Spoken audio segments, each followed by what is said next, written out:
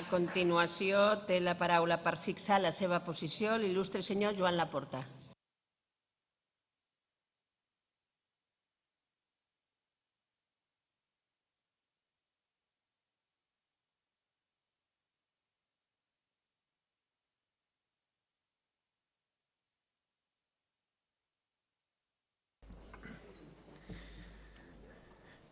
Bé, moltes gràcies, molt honorable presidenta, honorable vicepresident del Govern, il·lustres diputats i diputades.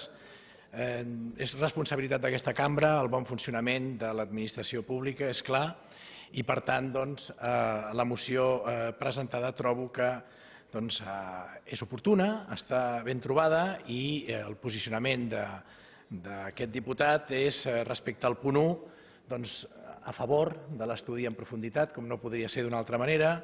A més, si aquest estudi consisteix en un estudi de racionalització orgànica de l'administració, entenc que seguint criteris de capacitat i d'eficiència, segur que serà interessant per aquesta cambra. En el punt número 2 també totalment a favor. Sé que el número 1 s'ha transaccionat amb altres grups parlamentaris, conec la transacció. El número 2 entenc que s'han d'abstenir de prendre mesures fins que aquest estudi no sigui aprovat pel Govern, previ debat en el Parlament i negociat amb els sindicats, també d'acord. I tercer punt, també promoure la llei de funció pública, seguint el marc de l'Estatut d'Autonomia. Per tant, felicitats a la il·lustre diputada Civit per, segur que s'aprovarà aquesta moció amb les transaccions. Ara bé, volia fer un últim comentari.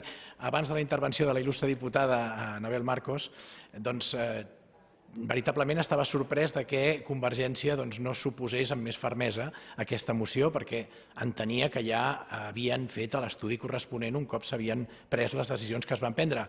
La intervenció de la il·lustre diputada a mi m'ho ha aclarit. Entenc que ha estat molt ben defensat perquè, com no podia ser d'una altra manera, segur que hi havia un estudi en profunditat previ a la presa de decisions i la felicito perquè a mi m'ha aclarit un dubte que tenia. Moltíssimes gràcies.